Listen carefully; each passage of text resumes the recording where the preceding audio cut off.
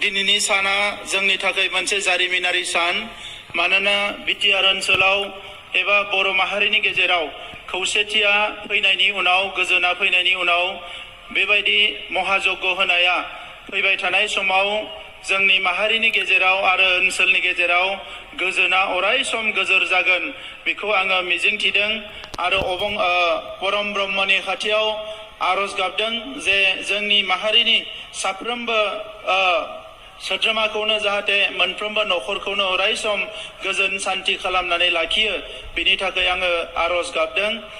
जोङो बयबो हास्थायदोंमोन जे बेबायदि मोनसे गिदिरथार हाबाफारि जानांगौ जायनि गेजेरजों जोंनि आफादा गोख्रों जागोन। दा दिनै बे मोननैबो आफादा जोंनि माहारियाव फैबाय थानाय समाव जोंनि माहारिखौ गोथों लामाजों दैदेनलांनो थाखाय हारियाव गेजेर डिसिप्लिन लाबोनो थाखाय जोंनि हारियाव गुरुदेव कालीचरण ब्रह्मनि जि मोनसे सान्थौ सानस्रिजों जोंनि इयुन जोलैखौ दैदेनलांनो थाखाय जि मोनसे गोलाव सम आन्थोर जयै हाबा मावबोदों बिनि थाखाय आङो रोजा रोजा साबायखर बावदों।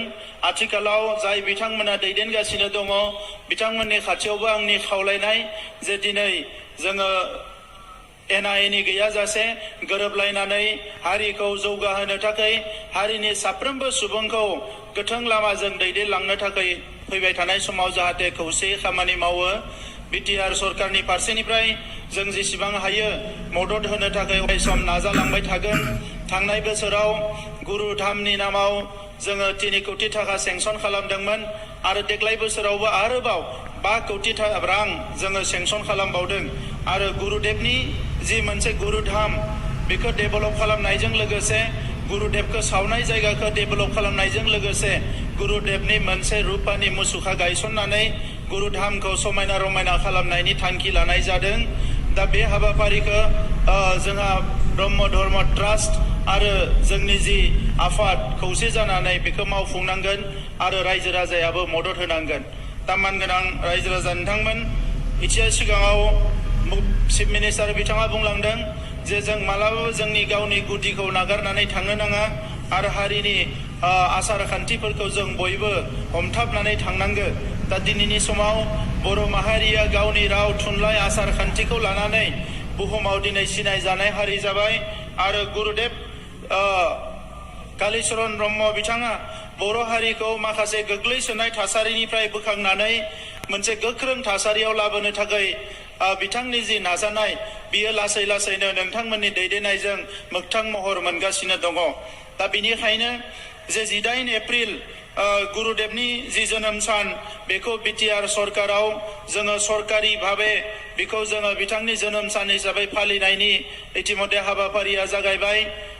बड'लेण्ड इउनिभार्सिटियाबो बेखौ फालियो आरो दिनै आसामनि चिफ मिनिस्टार बिथांनोबो बुंनाय जादों जे बे सानखौ जाहाथे बिथांमोनाबो फालियो। दा बिनि थाखायनो जोंनि फारसेनिफ्राय बोसोरफ्रामबो जोङो बे सानखौ फालिनो थाखाय 10 लाख रां हरनाय जादों आरो इयुनावबो बेखौ हरबाय थानाय जागोन। दा दिनैनि समाव बर' हारिनि सासे आगोमा जोंहा गुरुदेव कालीचरण ब्रह्मनि बिथांनि जि जिउ जारिमिन बिथांनि जि सान्थौ सानस्रि बेखौ साफ्रोमबो बर' फरायसाफ्रा जाहाथे मिथियो जाखांबोनाय जोलैया मिथियो बिनि थाखाय माखासे बेबस्थाखौ जोंनि धोरोम आफादा खालामनांगोन। भारत उदांस्रि जायै समाव जोंनि माहारिनि बिफा महात्मा गान्धी बिथाङाबो गुरुदेवखौ लोगो मोनदोंमोन आरो दिनै बै समनिफ्रायनो लानानै गुरुदेवनि जि बर' हारिखौ माखासे गोख्रों खालामनो नाजानाय बिथांनि जि जिफोर रिफर्मेशननि जि हाबा मावनाय बेवहाय जोंहा गोबां मावनांगौ दंबावो। मालाबा सोरबा बेखौबो मिसआन्डारस्टेन्ड खालामो गोरोन्थि बुजियो नाथाय दिनैनि समाव बयबो बुजिनाय जाबाय बर' माहारिनि मानसिया जि धोरोमावनो थाया मानो गुरुदेव कालीचरण ब्रह्म बिथांनि बिहोमा बिथांखौ रावबो बावगारनानै थांनो हाया एबा रावबो बेखौ एंगारनानै सोलिनो हाया।